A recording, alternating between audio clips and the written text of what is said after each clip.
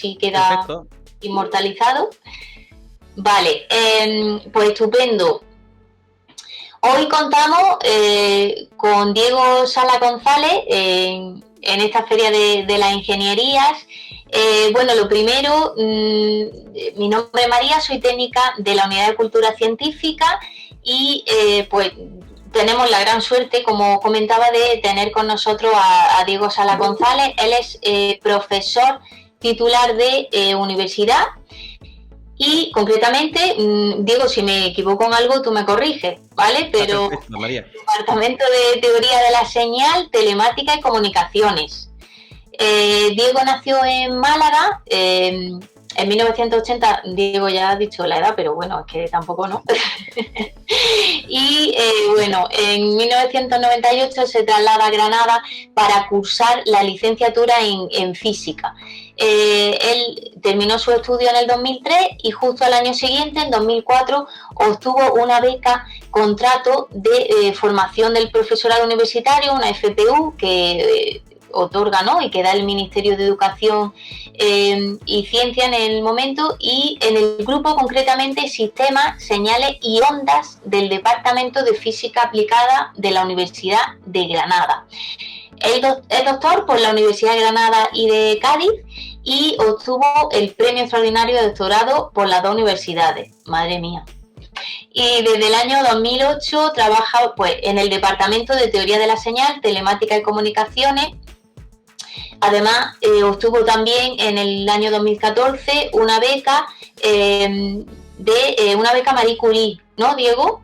Del Sí. programa del marco de la Unión Europea, con un proyecto en el que él desarrolla aplicaciones en imagen cerebral usando la distribución alfa estable, y además se trasladó a la Universidad de Regensburg en Alemania. No sé si lo he pronunciado bien, y bueno, y actualmente, aparte de toda la labor de investigación, ejerce la docencia, o como hemos dicho, en la Universidad de Granada, en el Departamento de Teoría de la Señal, Telemática y Comunicaciones. Os leo brevemente, os cuento un poquito sobre Diego para que veáis la suerte que tenemos de contar con él hoy y de poder disfrutar pues de una persona que es sobresaliente en toda la parte de investigación y docencia. Así que aprovechad al máximo y muchísimas gracias, Diego, y muchísimas gracias a los centros por estar aquí. Bueno, muchas gracias, María. La verdad que me va a sacar los colores aquí delante Eso de es todos todo los lo alumnos. y es breve, ¿eh? El resumen breve. Bueno, pues muchas gracias de verdad a todos los que estáis por ahí, los que estáis en vuestra casa, los que estáis en los institutos, a los profes, a las profes. Muchas gracias de verdad por este ratito que vamos a hacer de ciencia y de ingeniería. Concretamente, esta charla, porque más o menos es una charla de demostración, pues se llama Ingeniería Acústica, Emoción y Matemáticas, y ojalá me dé tiempo a terminar pronto por si me quería hacer preguntas, pero yo quiero empezar de verdad haciendo preguntas a vosotros. No sé si es fácil con los medios técnicos que disponemos, pero me gustaría preguntar a ver qué cosas nos dan emoción. Si me decís algunas cuantas, no tienen que ser muchas, pero yo las puedo ir apuntando, por ejemplo, por aquí. Si se os ocurre alguna y yo os entiendo desde aquí, desde casa, pues la voy apuntando. ¿Qué cosas os dan emoción? ¿O qué cosas pueden dar emoción? ¿Qué cosas dan emoción a un alumno de un instituto, a un profe o a María mismo? ¿Qué cosas os dan emoción a vosotros? A mí la música y el cine. La música y el cine, pero eso es muy fácil. Es verdad, es verdad. Porque a mucha gente le da emoción la música y el cine. ¿Qué más cosas dan emoción? ¿Más cosillas? ¿Algún alumno que quiera decir qué cosas le da emoción? Vamos a hacer un listado pequeñito. En el chat están escribiendo también fútbol, han puesto también. En el fútbol sale siempre que se hace esto, el fútbol, y luego siempre hay uno que dice, a mí me da emoción no el fútbol, me da emoción el Madrid, y luego sale otro, no, el Barcelona, y siempre hay una pelea. La Semana Santa.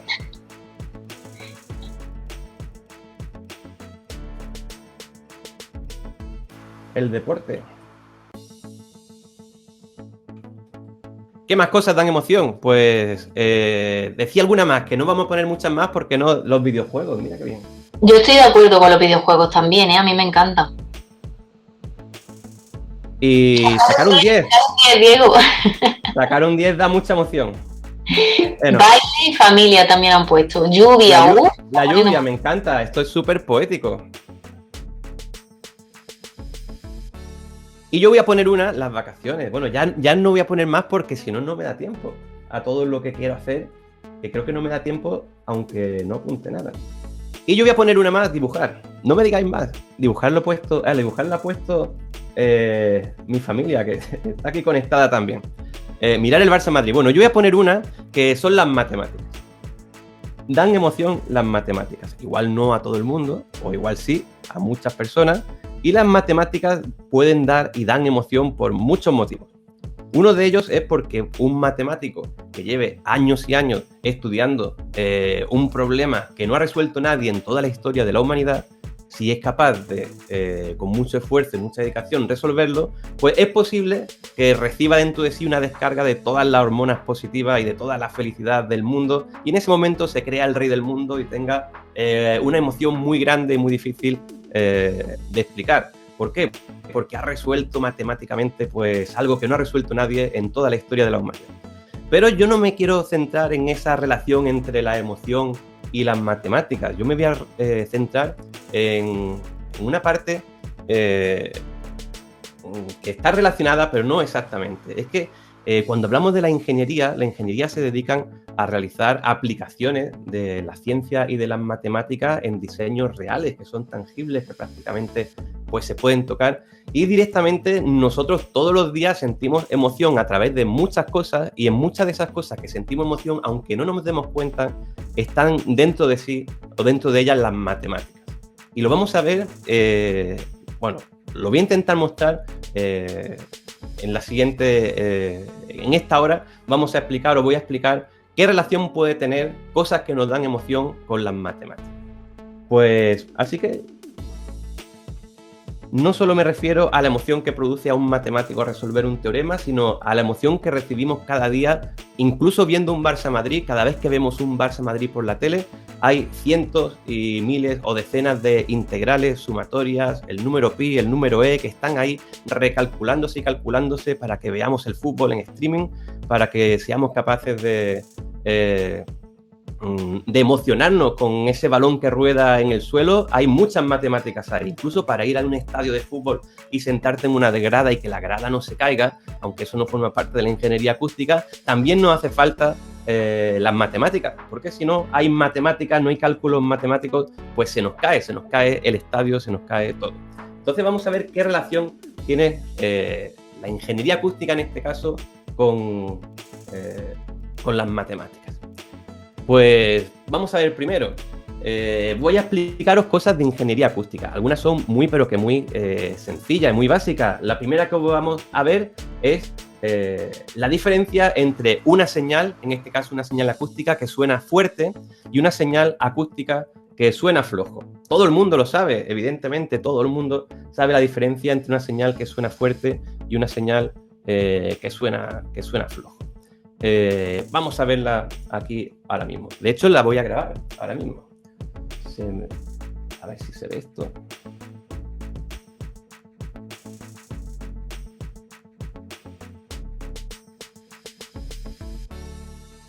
Bueno, yo puedo grabarme aquí, por ejemplo, ahora, pero que muy flojo. O puedo grabarme mucho más fuerte. Y ha habido una diferencia entre ambas grabaciones. No sé si se está compartiendo aquí la pantalla. Dejadme que lo compruebe. Sí, ha habido una diferencia entre hablar muy fuerte y hablar muy flojo. Yo me he grabado y aquí tengo una señal. Yo ya ha dicho antes María, muy bien dicho, que pertenezco a un departamento que se llama Teoría de la Señal. Entonces nosotros nos dedicamos a investigar las señales. Y concretamente esta señal al principio ha sonado fuerte. Luego ha sonado flojo, aquí ha sonado muy flojo y luego ha sonado mucho más fuerte. ¿Y qué diferencia tiene una señal que suena fuerte de una señal que suena flojo? Pues la diferencia es este área de color celeste. Y resulta que los matemáticos pues son muy buenos en muchas cosas, pero son muy buenos también calculando y midiendo áreas, y concretamente miden el área mediante una operación que algunos de vosotros que sois más grandes conocéis, que se llama una integral, y el que no la conozca, que sepa, que no se asuste, porque una integral es sumar muchos términos, concretamente infinitos, pero en este caso, en la señal es digital, pues en lugar de integral sería una sumatoria y estaríamos sumando muchos términos. Pues yo soy capaz de, con un procedimiento matemático, medir áreas. Y entonces puedo medir este área celeste y puedo medir la energía de esta señal.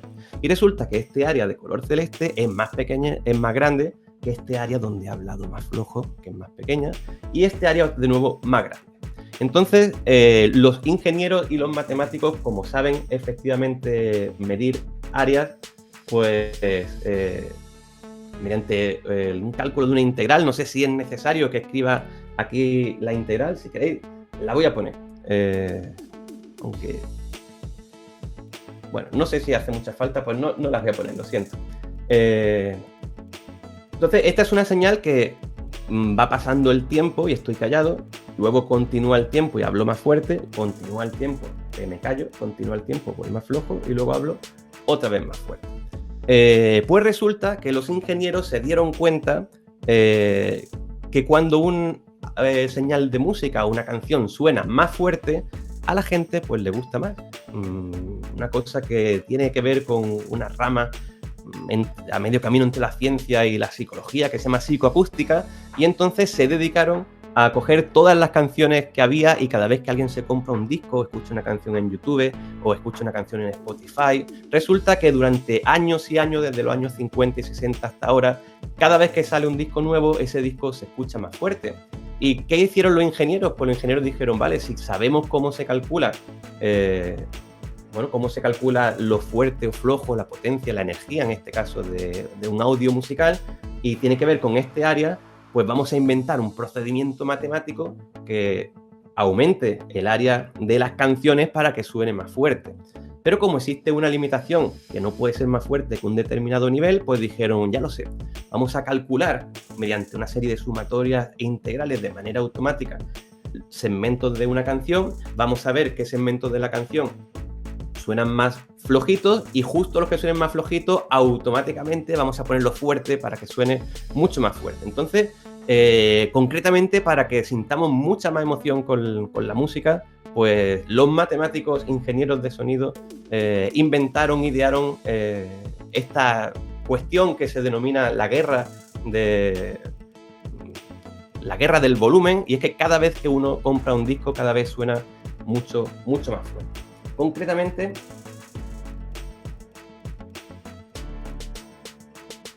un segundo.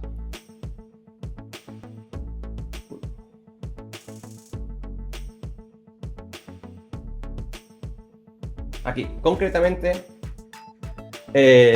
lo que idearon estos ingenieros es un método automático de hacer que las canciones suenen más fuertes. Y parece ser que puede estar relacionado porque nuestro oído escucha muy bien entre el rango de frecuencia audible entre 20 Hz y 20.000, pero no escucha demasiado bien para frecuencias muy bajas, y entonces te crea un poquito de más emoción, o piensas que una canción suena mejor cuando suena más fuerte, porque para que suenen los sonidos graves en nuestro oído precisamos que la música esté muy fuerte.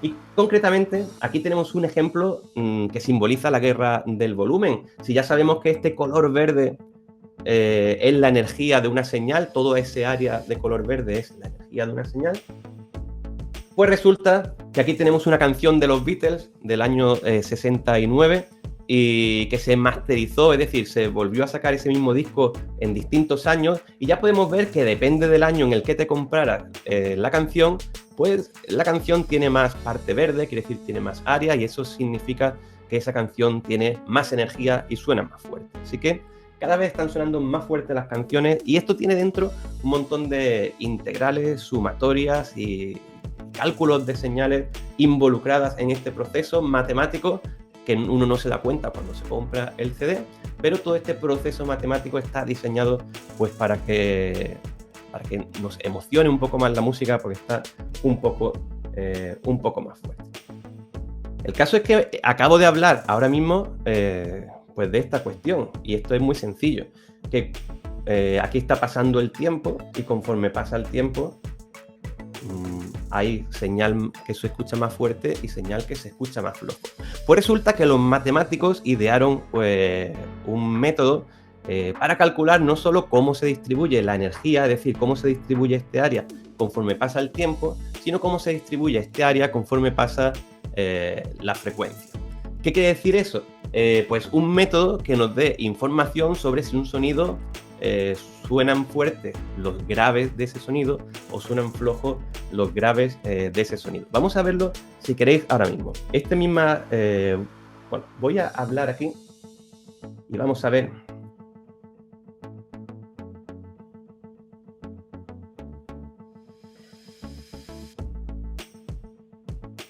Este es un procedimiento matemático que se denomina transformada de Fourier, que lo que hace es precisamente mostrarnos un área, que es la que aparece debajo de esta curva. Ya sabéis que el área tiene que ver con la energía, solo que aquí, en este eje, en lugar de estar el tiempo, pues está la frecuencia. Y resulta que si yo hablo muy grave, pues aparecen unos picos de frecuencia muy grandes aquí en la zona pues de pocos hercios, y si yo me pongo a hablar muy agudo, pues resulta que los picos de energía pues estarán muy arriba por aquí.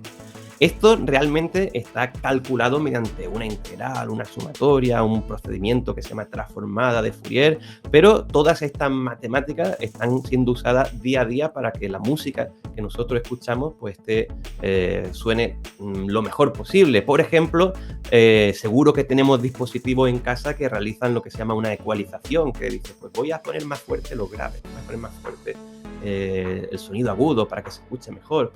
Pues todo eso es lo que está haciendo realmente con la señal, es transformándola en una gráfica similar a esta y haciendo que suenen más fuerte distintas partes de la señal. Concretamente aquí, conforme estoy hablando, estamos viendo que está variando la energía de la señal para distintas frecuencias. Pues resulta que si nosotros grabamos la señal, si queréis una señal de una guitarra,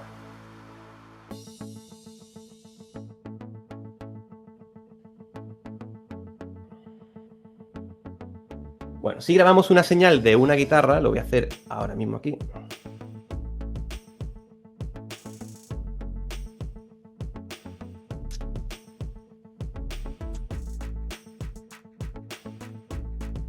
Y analizamos la guitarra en el tiempo, pues si toco más fuerte la guitarra, el área de la señal será más grande, si la toco más flojo, el área será más pequeña, pero también podemos analizar el sonido de la guitarra en esa otra gráfica que nos da información sobre la frecuencia.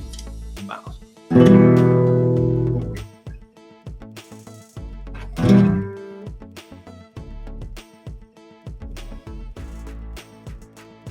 Hey. No quiero salir aquí, un segundo.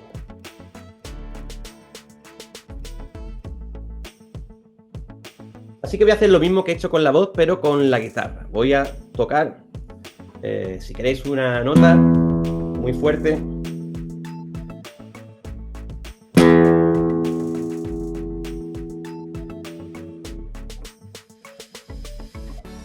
Y como ya sabemos que los matemáticos y los ingenieros han ideado un método de ver cómo de fuerte suena un sonido y tiene que ver con este área, pues ya vemos que al principio, bueno, he estado hablando, luego ha sonado la guitarra y por supuesto por el principio de conservación de la energía, este sonido no puede durar toda la vida, tiene que decaer y con el tiempo pues tiene que desvanecerse hasta que toco otra vez. Pero a mí me interesa mucho que veamos concretamente aquí qué sucede en este otro dominio, si le hacemos esta operación matemática de ver cuál es la energía de un instrumento musical para distintas frecuencias, que tendríamos concretamente este. Un segundo.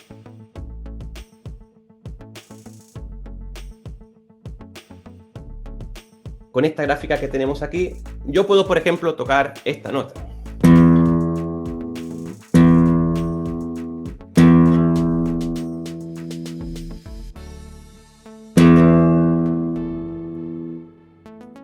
aquí está pasando una cuestión muy extraña, y es que resulta que cuando yo toco una nota en un instrumento musical y calculo mediante estas integrales un poco raras cómo se distribuye la energía de este instrumento para distintas frecuencias, pues resulta que no tengo energía en todas las frecuencias, que es lo que simbolizan cada uno de estos picos. Tengo energía solo pues en estos picos que aparecen aquí. Y estos picos, en realidad, es que en una guitarra o en un piano, pues no podemos tener todos los sonidos juntos sumándose. Si tuviéramos sonido de todas las frecuencias juntas sumándose, pues tendríamos ruido. Tendríamos el típico ruido de las olas del mar o el típico ruido de las televisiones antiguas. Para que sea un sonido armónico, el dado por un instrumento musical, pues precisamos que solo haya algunos, ese sonido esté compuesto por algunas frecuencias y no otras. Y eso es lo que sucede aquí en una guitarra. Pues este primer pico es la nota que yo he tocado, que es de 82 hercios. Si yo trazo aquí en el eje X y compruebo, pues en el número 82 tengo un pico.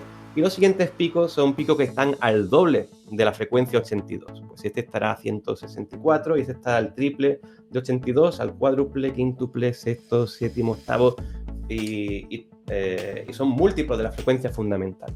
Pues concretamente estos energías de estas señales que son múltiplos de la frecuencia fundamental y no otras, porque cuando toco una guitarra no hay otras, solo están estas, es lo que se denominan armónicos y es lo que hace que este instrumento suene como una guitarra.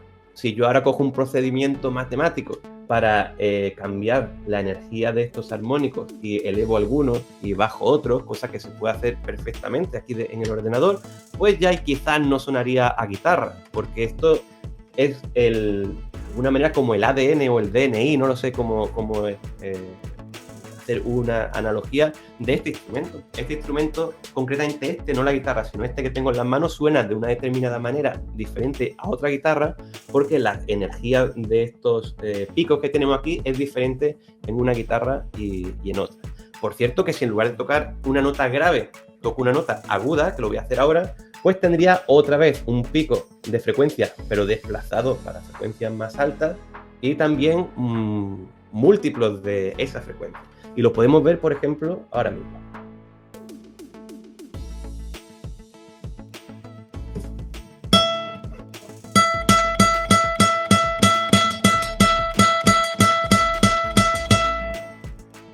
Bueno, ahí hemos visto cómo se desplazaba hacia la derecha pues todos los picos de la medición de la energía para distintas frecuencias. Lo mismo pasa si tocamos otro instrumento. Lo que pasa es que con otro instrumento pues los picos estarían centrados en las mismas frecuencias, pero las alturas de esos picos, que son las que configuran el timbre de un instrumento, pues serían diferentes. Por ejemplo, aquí tengo un piano. Un segundo.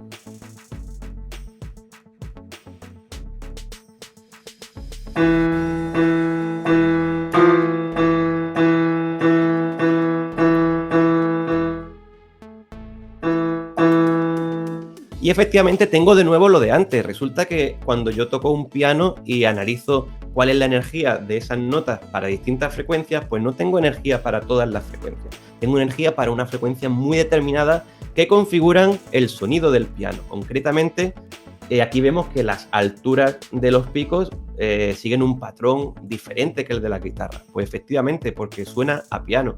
Si tuviera el mismo patrón, los picos tuvieran la misma energía que la que he mostrado antes, pues sonarían los dos instrumentos igual. Y cada instrumento pues tiene armónicos diferentes que hacen diferenciar un instrumento de otro instrumento.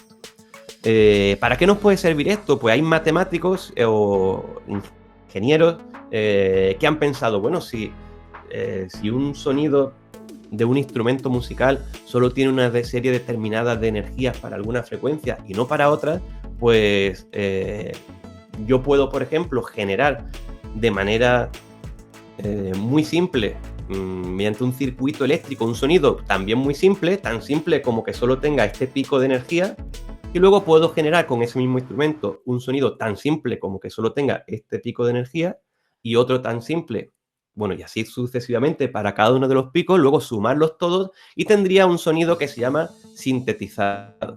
Pues en los años 50, 60, 70 y muchos de los instrumentos, mucha de la música que hemos escuchado y todavía mucha de la música que escuchamos ahora están realizadas con unos instrumentos que se denominan sintetizadores, que tienen exactamente matemáticamente esta misma base de lo que os estoy mostrando ahora. Para un matemático, un ingeniero, es muy sencillo hacer un sonido tan simple como que solo tenga aquí un pico.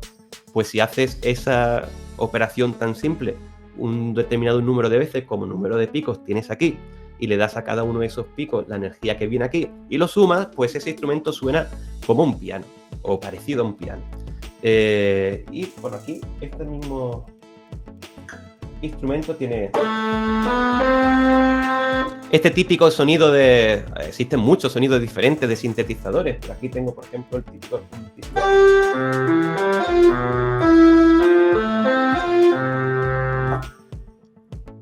Son sonidos sintéticos porque no son reales y se han obtenido a través de estudiar matemáticamente pues cómo son las señales.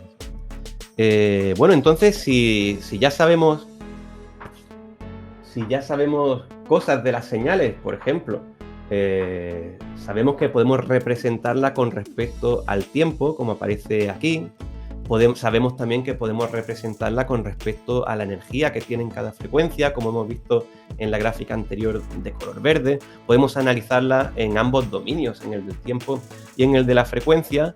Pues resulta, y esto es una cosa que se sabe desde siempre y todos lo habéis experimentado también, resulta que si algo en el dominio del tiempo, es decir, una canción, la reproduces el doble de rápido, entonces la canción dura la mitad. Es como ver una película rebobinando, ver un vídeo de YouTube, el doble de rápido, ese vídeo dura la mitad.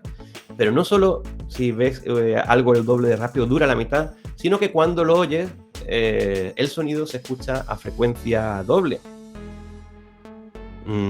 Parece un trabalenguas, pero es lo mismo que estar en la playa y ver venir una ola cada 30 segundos.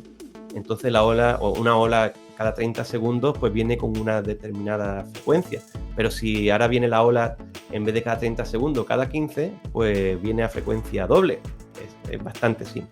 Pues hubo un ingeniero que comprendió, que pensó en los años 90, dice, bueno, pues si yo tengo la grabación de voz de alguien y quiero que suene más agudo, porque esa persona no llega tan alto, porque esa persona ha cantado un poco bajo una nota, pues ya sé qué voy a hacer. Voy a hacer este mismo análisis que os he enseñado a vosotros, voy a poner en un trozo de la canción o de la voz el doble de rápido, y cuando la ponga el doble de rápido va a sonar el doble de agudo.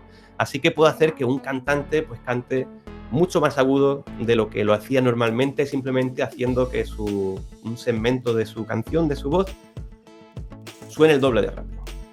Pero encontraron el problema de que entonces el cantante, ese segmento de voz, pues de instrumento, de ese segmento musical, sonaba el doble duraba la mitad.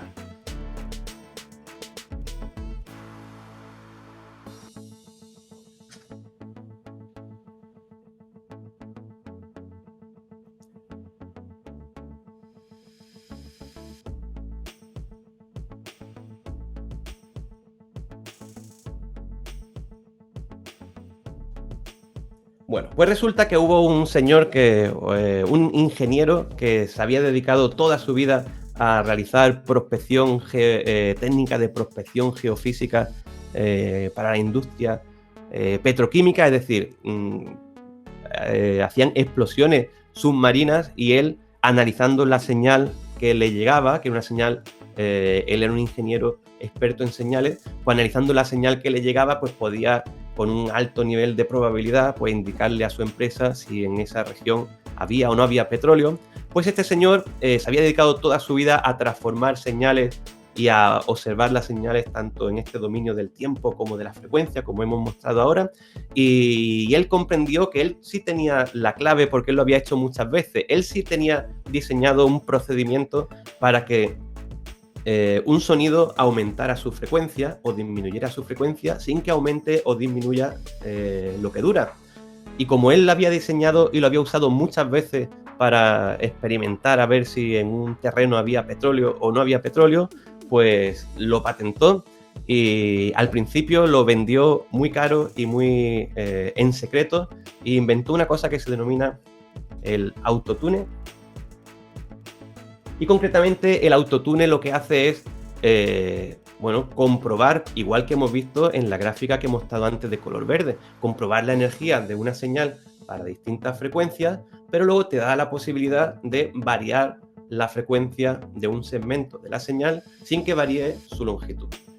Esto es una constante también en ingeniería. Resulta que hay muchos ingenieros que se han dedicado a temas muy diversos o temas que tienen que ver con señales, y luego han aplicado todo su conocimiento a distintos campos y ramas de aplicación, porque al final nos da igual si esa señal nos llega pues de la explosión de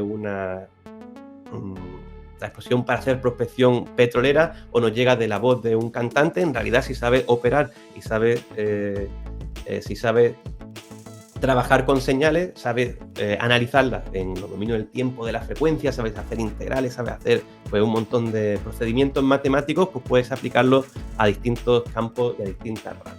Pues concretamente este señor fue el primero que lo consiguió hacer de manera pues bastante rápida y eficiente, y todavía tiene pues una empresa pues muy puntera a nivel mundial que se llama Antares, y que se dedica a vender pues este sistema de cambiar la frecuencia de una señal sin cambiar su duración.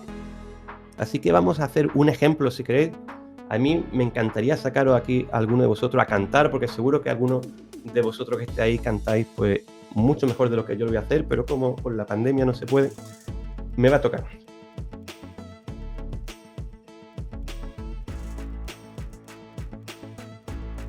Vamos. Así que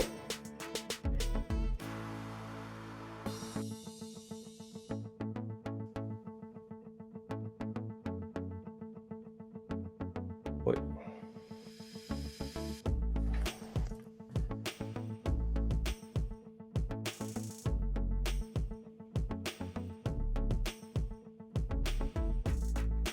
Bueno, voy a grabarme un trocito de canción y luego vamos a intentar o vamos a cambiarle la frecuencia de alguna nota, pero sin que varíe la longitud de dicha nota. Vamos a ver.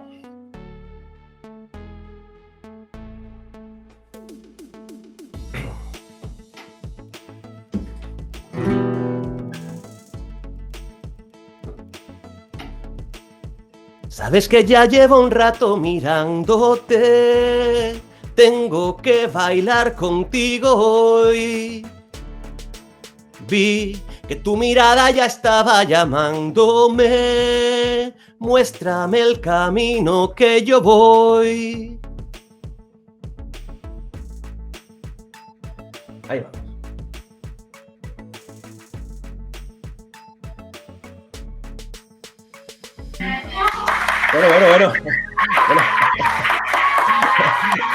Bueno. Si lo sé, no cuento nada. Me pongo aquí a cantar directamente. Vamos. Allá vamos, entonces. Vamos a analizar esta señal como hemos hecho antes. En este dominio del tiempo es muy sencillo. Aquí veo que he empezado a cantar fuerte.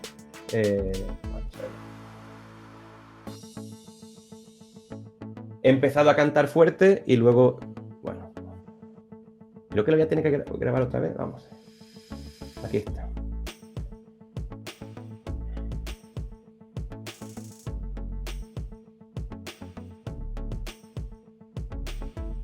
Vamos.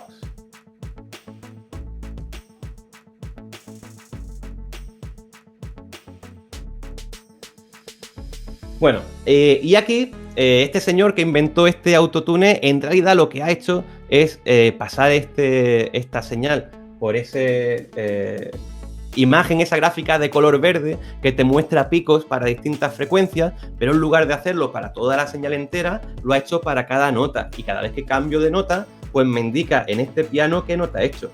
He hecho esta nota, luego he hecho esta, luego he hecho esta, y luego he hecho esta otra, y luego he hecho esta. Y entonces este procedimiento pues es capaz de cambiar la frecuencia de las notas, o incluso aquí, que parece que no he estado muy fino yo, no he estado muy afinado, pues puedo afinarme un poco. Creo que para que lo oigáis tengo que hacer una cuestión. Un segundo. A ver si se oye. Allá estaba llamándome, muéstrame el camino que yo voy. Venga, pues vamos a... pues precisamente ahora vamos a coger alguna nota, aunque sea un poco loca, y vamos a aumentar su frecuencia. Por ejemplo, Ya estaba llamándome. venga, pues vamos a coger esta nota y vamos a subirla.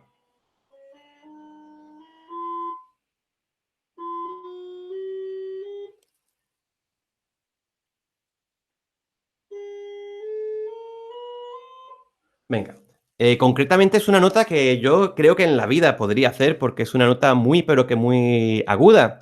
Y de hecho, este procedimiento se puede hacer para que una persona como yo cante mejor, pero este procedimiento se hace en todos los discos de música que escuchamos.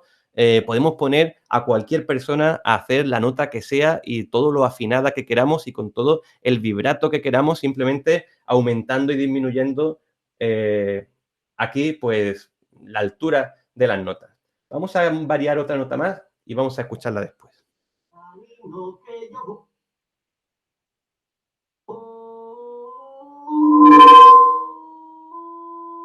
Venga. Pues vamos a escuchar estas dos modificaciones. Hay dos notas que le he puesto mucho más agudas porque yo soy incapaz de cantar tan agudo. Quizás estén un poco raras, pero vamos a escucharlas. Allá estaba llamándome, muéstrame el camino que yo voy.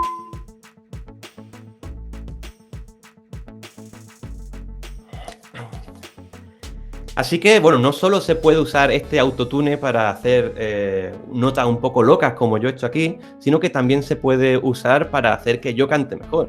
Y precisamente, si hacemos que yo cante mejor o que los discos que habéis comprado suenen mejor, pues os produce más emoción. Suenan, ya lo hemos visto, tenemos procedimientos matemáticos para que la música suene más fuerte, porque así hace que, bueno, nuestro oído no escucha muy bien lo grave y los graves se escuchen mejor, y psicológica, bueno, pensemos, creemos, nuestro cuerpo le gusta más una canción que suena más fuerte que una que suena más flojo, sobre todo si se escuchan varias a la vez y entre medias hay alguna que suena más fuerte, esa creemos que se escucha mejor. Tenemos procedimientos para hacer que las canciones o trozos de canciones tengan frecuencias diferentes. Todos son procedimientos matemáticos y al final todos esos procedimientos están sirviendo para generarnos distintas emociones, en este caso a través de la música. Tenemos otro procedimiento que hemos comentado antes para sumar distintas señales eléctricas o electrónicas muy sencillas, que es la manera en la que se construye un sintetizador, y todo eso nos está sirviendo cada día para sentir emoción cuando escuchamos música la cual se ha grabado con sintetizador. Así que estamos todos los días inmersos de una gran cantidad de estímulos en los cuales hay matemáticas involucradas ahí y cálculos matemáticos involucrados, lo que pasa es que no nos estamos dando cuenta. Si alguien elige estudiar alguna ingeniería o alguna rama como la matemática o la física y aplica esos conocimientos matemáticos y físicos a la vida real, pues al final se lleva la doble satisfacción, la satisfacción como usuario de escuchar la música que suena bien y la satisfacción como matemático, científico, ingeniero de hacer que esa música suene bien a través de los cálculos matemáticos. Vamos a hacer otra cuestión que también tiene que ver con cómo escuchamos nosotros la música. Y resulta que voy a grabarme ahora mismo.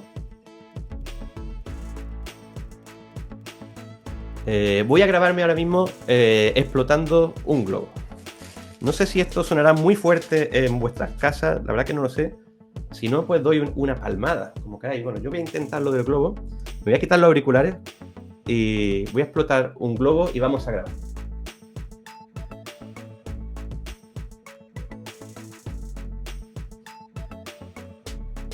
Vamos.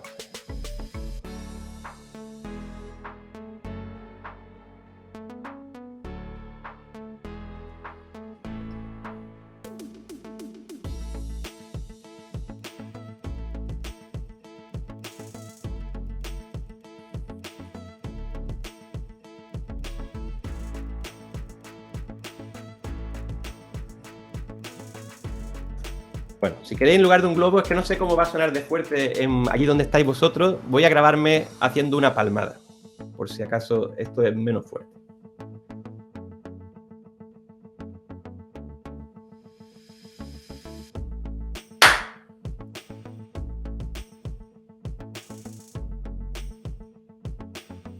Venga, y ahora vamos a analizar qué es una palmada. Pues una palmada es, bueno, estoy generando un sonido porque estoy moviendo, como existe ahí aire, pues estoy haciendo una perturbación de la presión sonora, se van chocando todos se van chocando todos los átomos ahí de todas las moléculas del aire, y esa perturbación sonora se propaga y llega al micrófono y se graba. Pero resulta que esa perturbación es instantánea, dura nada, dura a prácticamente nada, y si yo me grabo esa perturbación aquí, pues veo que efectivamente pues es un poco más grande de lo que yo me esperaba. Vamos a ver. Es decir, yo he grabado algo que suena, que dura muy poco el sonido, y sin embargo en el micrófono se ha captado un sonido que no es tan corto como el de una palmada. ¿Por qué está sucediendo esto? Pues realmente porque yo no estoy captando con el micrófono exactamente el sonido de la palmada que llega al micrófono. Estoy captando muchísimos sonidos que son, primero, el sonido de la palmada que llega al micrófono y que tarda, pues lo que tarde la velocidad del sonido, 340 metros por segundo en el aire, más o menos, ¿no?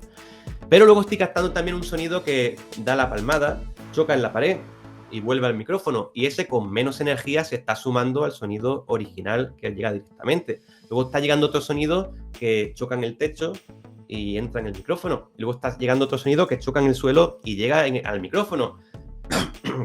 Entonces, dependiendo del eco que tenga esta habitación, pues esta imagen que os estoy mostrando aquí y que yo he llamado respuesta al impulso, pues será más o menos larga. Si vamos a una catedral, pues seguramente si yo sueno una palmada allí y la grabo, pues esta cola, esta señal, aunque la palmada es instantánea, esa grabación del sonido de audio del micrófono pues durará pues mucho, precisamente porque hay mucho eco y mucha reverberación. Algo parecido a lo que pasa cuando entráis en una habitación, un salón de una casa donde os estáis mudando, donde no hay cortinas, no hay sofá, no hay personas, no hay muebles, no hay nada, que el sonido rebota tanto y tantas veces que hay mucho eco, y a muchas personas les da muchas ganas de cantar cuando entra en una habitación que está vacía, o por ejemplo en un cuarto de baño que está lleno de azulejos y los azulejos pues no absorben bien el sonido, pues también muchas personas cantan en la ducha por muchos motivos, pero uno también puede ser porque hay mucho eco o mucho reverberación que se llama, y por lo tanto pues es bueno, se escucha todo pues un poquito, sobre todo la voz cantada se escucha mejor. Pues resulta que esta configuración, esta forma de esta onda es única y exclusiva de mi habitación, la que yo estoy aquí ahora mismo, porque si la habitación le cambio la pared, le pongo una cortina, entran más personas dentro que absorben el sonido, o lo hago en otra habitación, las reflexiones del sonido pues serán otras. Entonces, como esto es, que yo he llamado aquí respuesta al impulso, esta grabación de la explosión de un globo, del disparo de una pistola o de una palmada en una habitación es única para cada habitación, pues yo puedo ir por ahí por el mundo y grabar explosiones de globos en distintos lugares que me guste cómo suenan. Y resulta que los matemáticos han ideado, los ingenieros han ideado una manera, también mediante integrales, de combinar este sonido grabado en esta habitación a través de una operación que se llama convolución y que en realidad es multiplicar y sumar muchas veces, que es algo que todo el mundo sabemos hacer, pues mediante esa operación yo puedo, si yo cojo un sonido grabado en otro lugar del mundo y le hago la convolución con esta señal que acabo de grabar aquí, ese sonido grabado en otro lugar del mundo va a sonar como si se hubiera grabado en esta habitación. Y esto tiene posibilidades infinitas. Yo puedo ir al estudio de grabación que suena mejor del mundo, a la sala de conciertos que suena mejor del mundo y explotar un globo, grabarlo y luego hacer que cualquier persona en su casa, sobre todo si se ha grabado sin mucho eco, pues suene como si estuviera en estos lugares que son inaccesibles, porque ir a la ópera de Sydney a cantar o a la Filarmónica de Berlín, pues no todo el mundo tiene esa posibilidad, pero podemos llevar a un ingeniero, explotar su globo, grabar este audio y hacer que el sonido suene como si fuera de esa habitación. Concretamente, esto es muy necesario en el cine. Muchas veces en el cine hay muchas veces el audio, los sonidos del cine están grabados después en un estudio de grabación. Entonces, si el protagonista está en una casa, en una habitación y está hablando y luego su sonido se va a grabar de nuevo en un estudio de grabación, ese sonido del estudio de grabación tenemos que de alguna manera hacer que suene como si estuviera en la habitación. Y si esa persona, ese actor se está moviendo y sale a la calle, de repente su sonido, aunque esté grabado después en postproducción en un estudio, tenemos que hacer que suene como si estuviera en la calle. Así que, ¿cómo se hace esto? Pues muy sencillo. Se manda un ingeniero con un globo y cada vez que el director diga acción, pues se sopla un globo, se explota y se graba en un micrófono y luego pues se tienen todas estas señales. Bueno, eso nadie lo ha visto así, ¿no? En realidad no se hace con un globo, se hace con una claqueta que sirve para muchas cosas. Por lo pronto sirve para poner aquí en qué escena, en qué toma y en qué rollo y qué día está grabando una escena de una película, pero esta claqueta también hace el mismo sonido de una palmada. Y además se lo ponen siempre cerca en la cara ahí a las personas que están hablando. Y resulta que cuando un ingeniero graba el sonido de la claqueta, tiene concretamente grabada la respuesta al impulso del lugar donde se está rodando la película. Entonces, esa respuesta al impulso se puede luego hacer mediante sumas y multiplicaciones con esa operación matemática llamada convolución. Podemos sentir nosotros desde casa que realmente estamos inmersos en el lugar donde estaba el actor, aunque luego después el actor se haya vuelto a grabar su voz en un estudio de grabación.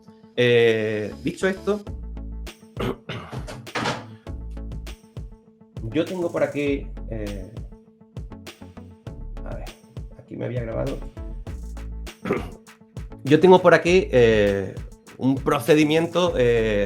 Bueno, tengo por aquí grabadas las respuestas al impulso, las explosiones de globo o los golpes de la claqueta o los disparos con pistolas de aire comprimido en distintos sitios pues muy extraños, y yo puedo hacer que cualquier señal de audio que tenga aquí pues suene como si estuviera en esos otros lugares. Por ejemplo, yo puedo hacer... Vamos. Aquí. Yo puedo hacer que mi señal de audio pues suene... Un segundo.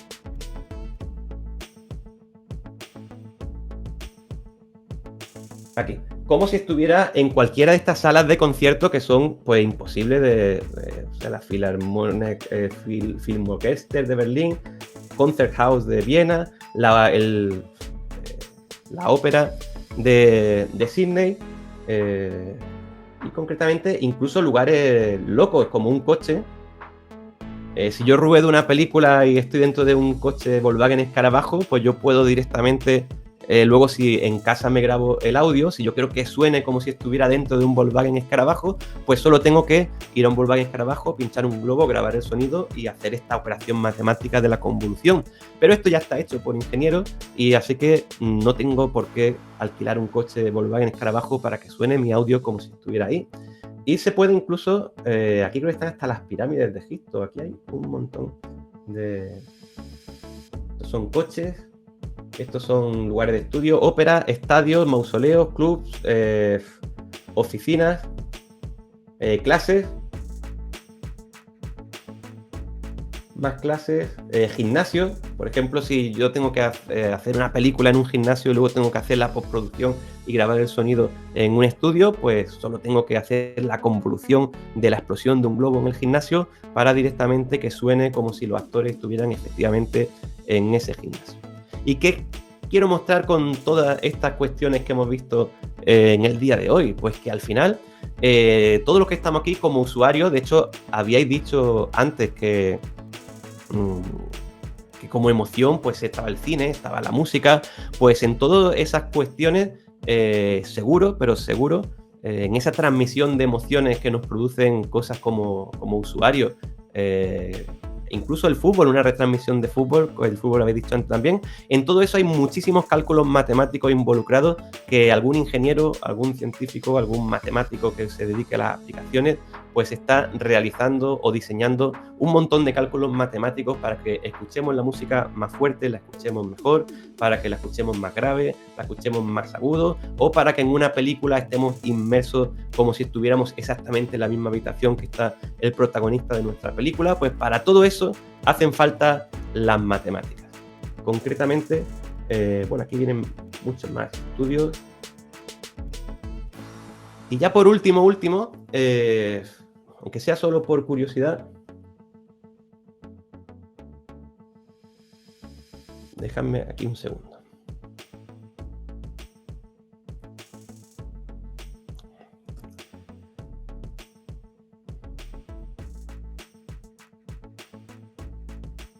A ver. Bueno, esto ya lo acabamos de ver, la respuesta al impulso de una sala, simplemente hay que explotar un globo y medir cómo se desvanece ese sonido, y estaríamos tomando como estaríamos midiendo las distintas reflexiones para distintas salas. ¿Y cómo se realiza entonces? Imaginaos, esta es la Ópera de Sydney. La Ópera de Sydney es ese edificio muy emblemático que está ahí en la bahía de Sydney, junto a un puente también muy famoso y que tiene forma, pues no sé, de alas de pájaro, no sé exactamente, pero un edificio, pues, imaginaos que se le pagan millones y millones de euros o de dólares en aquella época al ingeniero o al arquitecto para que haga que en ese recinto se escuche la música muy pero que muy bien. Entonces al final él tiene que hacer que la respuesta al impulso de esa sala pues sea lo más óptima posible para interpretar pues la música que se vaya a hacer ahí. Pero resulta que cuando calcula la respuesta al impulso le da un valor, y cuando está vacío el teatro, eso pasa en todos los teatros, pero luego cuando se llena, la respuesta al impulso, es decir, lo que obtendríamos al grabar en un micrófono la explosión de un globo, es diferente, porque cada uno de esos sonidos que chocan, que rebotan en los cuerpos de las personas, pues se absorben, y entonces te llegan menos reflexiones al micrófono cuando el teatro está vacío o el teatro está lleno.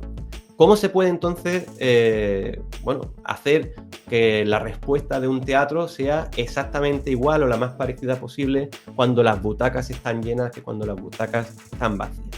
Pues los ingenieros también, para que sintamos la misma emoción en un teatro vacío que en un teatro lleno, al menos en lo que acústica se refiere, pues también matemáticamente han hecho una serie de cálculos y han medido o han diseñado una serie de asientos que se denominan asientos acústicos y que habéis visto todos seguramente. Son asientos de estos típicos que cuando te levantas del asiento se pone aquí en posición vertical, como parecen en esta imagen, y resulta que estos asientos están diseñados para que tengan el mismo coeficiente de absorción sonora que una persona.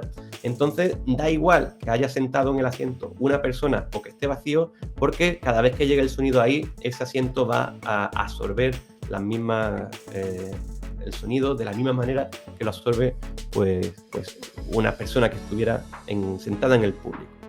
Así que bueno, yo con esto termino, no tengo mucho más que contaros, tampoco creo que da mucho más tiempo, pero hemos hablado al principio de la emoción que nos produce la música y el cine, el fútbol, la Semana Santa, el deporte, los videojuegos, sacar un 10, la lluvia, las vacaciones y dibujar. Y yo había hablado de las matemáticas y resulta que también en los videojuegos, por ejemplo, tenemos una experiencia envolvente de sonido y de efectos, y todos esos sonidos y efectos llevan dentro muchas matemáticas. Así que simplemente pues quería hacer esta relación que hay, aunque nosotros no la veamos directamente, entre las matemáticas y muchas cosas con las cuales sentimos emoción en el día a día que están, aunque no lo sepamos, de manera oculta, detrás de ellas pues las sumas, las multiplicaciones, las integrales y en definitiva las matemáticas. ¿Cómo se graba bajo el agua? Bueno, pues para grabar bajo el agua necesitas unos micrófonos un poco diferentes. Y de hecho, bueno, existen algunos micrófonos muy especiales para grabar debajo del agua que graban ultrasonidos, por ejemplo, aunque esa no era exactamente la cuestión, pero resulta que hay muchos animales debajo del agua que a veces queremos grabar, como por ejemplo sonidos de ballenas o sonidos de algunos mamíferos, y estos sonidos son sonidos que están por encima de los 20.000 hercios, que están fuera del rango audible. Entonces, debajo del agua se graba con unos micrófonos especiales que permiten realizar grabación debajo del agua, pero que también sepáis que es muy interesante muchas veces tomar grabaciones debajo del agua de ultrasonidos, porque si no seríamos incapaces pues, de estudiar algunos de los sonidos de la fauna debajo del mar. Estupendo. ¿Alguna pregunta más tenéis por aquí, chicos? ¿O algún comentario que queráis hacer? Si queréis activar el micro, también podéis hacerlo. No tenéis solo que escribir en el chat. Tus investigaciones, entonces, Diego, actuales, todas están principalmente centradas en estos temas, ¿no? Bueno, yo estoy trabajando yo hago investigación en señales, entonces eso pasa un poco parecido al ejemplo que he puesto antes de la prospección petroquímica. Al final las señales son esas manchas que hemos visto al principio de color celeste que tienen un determinado área. Entonces casi, si sabes matemáticas, te da prácticamente igual si esa señal viene de una explosión o viene de una grabación de audio. Concretamente yo estoy investigando clasificación de imagen médica para el diagnóstico del Alzheimer y del Parkinson, pero también he hecho muchas más cosas y luego tengo esta pasión musical que llevo desde muchos años y muchos trabajos fin de carrera, trabajos fin de grado y muchas cosas que intento que tengan su aplicación musical porque es un tema que me apasiona. Increíble. Yo creo que detrás de todo lo que conlleva, pues lo que nos ha explicado, no sabe, por lo menos en mi caso, no tenía ni idea de que hubiese todo eso. Y bueno, como decías también, las matemáticas están básicamente, y la parte musical, en todo, ¿no?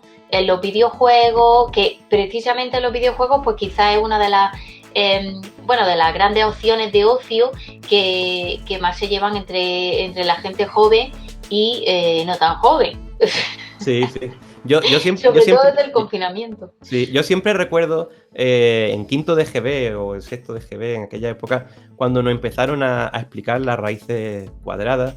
Y me acuerdo de las disquisiciones filosóficas entre los compañeros y siempre acabábamos diciendo, bueno, pues si yo ya sé sumar, multiplicar, restar y dividir y ya puedo ir a comprar a la tienda y puedo entender el cambio, ¿por qué me están enseñando la raíz cuadrada? Es verdad, una de las... Lo recuerdo siempre, cosas, ¿no? Pero luego cuando aprendes muchas matemáticas te das cuenta de que si no la usas tú, que puedes no usarla, alguien la está usando por ti y la está usando como usuario directamente. Es verdad, efectivamente, la está usando para algo que yo estoy utilizando. Bueno, ahora mismo estamos aquí hablando cada uno en su casa porque existen un montón de cálculos matemáticos haciéndose en tiempo real. Entonces, bueno, pues todas estas aplicaciones ingenieriles de las matemáticas las estamos usando directamente, siempre.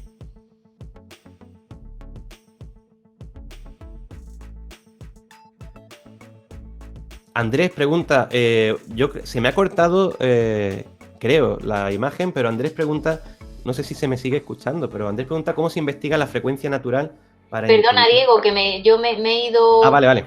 Se me ha desconectado. Te habían hecho una pregunta por el chat. ¿Cómo se investiga la frecuencia natural para evitar o no la resonancia? Pero no entiendo exactamente bien creo esa pregunta. Lo que llamamos aquí en acústica la frecuencia de un instrumento, pues es la frecuencia cuando tocas una nota La 4 es 440 Hz, o en la 3 es 220, en la 2 es 110 Hz, y esa sería la frecuencia de un instrumento. Y luego lo de evitar o no la resonancia no lo entiendo muy bien exactamente. Puedo hacerme una idea de más o menos, pero si me puede concretar la pregunta. La pregunta la hace Andrés, es que como al salirme ya ha desaparecido el chat que había. Andrés Galán pregunta cómo se investiga la frecuencia natural para pues evitar. Si dime. lo quiere explicar, eso es. A veces sucede, buenos días, Diego. Hola, buenas. Fantástica la charla. Estoy llamando, estamos conectados desde el Cristo de la Hiedra, con los alumnos de primera ESO. Y una cosa que vemos en tecnología muchas veces, cuando en algunos puentes hay una frecuencia natural en cuanto al movimiento de las personas, entra en resonancia, es que no puede parar de vibrar. No sé si eso con el sonido se puede conseguir, que va por ahí un poco la pregunta. Vale. Vemos las copas y cuando hacemos esos experimentos con sonidos que rompen cosas. Vale, pues mira, muchas gracias a ti por la pregunta. Algo similar pasa también en acústica, no de romper cosas en este caso, sino que, por ejemplo, esta habitación donde yo estoy no es rectangular, no es cuadrada, pero bueno, es un poco mala porque no tiene absorbente acústico en las paredes, pero en un estudio de grabación con una determinada longitud, anchura y un determinado ancho y largo, existen algunos tipos de ondas estacionarias que se pueden quedar atrapadas, o ver que tienen una energía mayor de la que quisiéramos. Y entonces, si intenta una persona que quiera escuchar música o masterizar un fichero de audio de manera profesional en un estudio de grabación que por lo que sea tiene una resonancia, como tú le llamas aquí, que no va a romper nada en este caso, pero una resonancia en 150 Hz, resulta que en esa habitación pues va a escuchar toda la música que escuche va a sonar en los 150 Hz pues más fuerte de lo que lo escucharía otra persona en unos auriculares o en otra casa. Eso sucede en muchos estudios de grabación y depende pues de la longitud y del plan de que sea el estudio. Para evitar eso hay distintas maneras. Una es poner difusores acústicos en las paredes para que no estén exactamente paralelas una a otra, es decir, que tengan algún cierto ángulo. También poner un tipo de material que absorba esa frecuencia más baja, aunque eso es un poco más difícil, los materiales absorbentes absorben frecuencias más altas. Pero una cosa que se hace es diseñar lo que se llama un resonador de Helmholtz, que es una cajita, es una cajita parecida a un cajón flamenco que tiene un boquete. De hecho, esto también es un resonador de Helmholtz, el boquete de una guitarra. Lo que pasa es que en este caso actúa al revés, hace que los sonidos graves de la guitarra suenen más fuertes, pero o detrás de este altavoz también hay un círculo, un boquete, y hace que los sonidos del altavoz grave suenen más fuertes. Pues haciendo el efecto contrario, actuando de filtro para no tener esa resonancia molesta en una habitación, pues se pueden diseñar unos series de dispositivos, sean resonadores de Helmholtz, y que tienen, es una caja, un volumen con una oquedad, y esa oquedad pues resuena, y todo el sonido que le llegue, pues si lo diseñas bien, de 150 Hz en este ejemplo, que queremos eliminar esa frecuencia, pues se queda dentro atrapado y no sale otra vez a rebotar, y hace que se escuche de manera un poco mejor, con menos resonancia, si es que esa es la palabra aquí, el sonido en esa habitación. No es el mismo ejemplo que el de un puente que se pone a vibrar y se cae, pero es un ejemplo en el cual existen pues unas frecuencias que queremos evitar, y igual que se hacen filtros eléctricos para evitar frecuencias, pues acústicos también se puede hacer mediante resonadores de Helmholtz. Por cierto, que una botella también es un volumen con una oquedad arriba, y también es un resonador de Helmholtz, y hay personas con mucho tino que son capaces de soplar por arriba y se escucha una frecuencia determinada en el sonido de la botella cuando sopla en el cuello. Y ese sería, ese diseño de esa botella, si fuera más grande, pues sería que todo el sonido que le llega con esa frecuencia y entra dentro de la botella, pues se queda atrapado ahí dentro y no sale para afuera.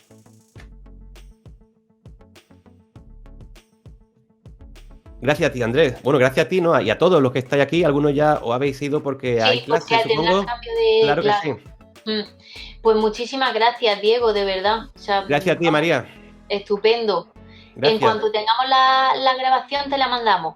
Me encantaría, sí, de recuerdo. La subiremos al canal de la universidad. Venga, Muchísimas perfecto. gracias, Diego, muchísimas gracias a los centros.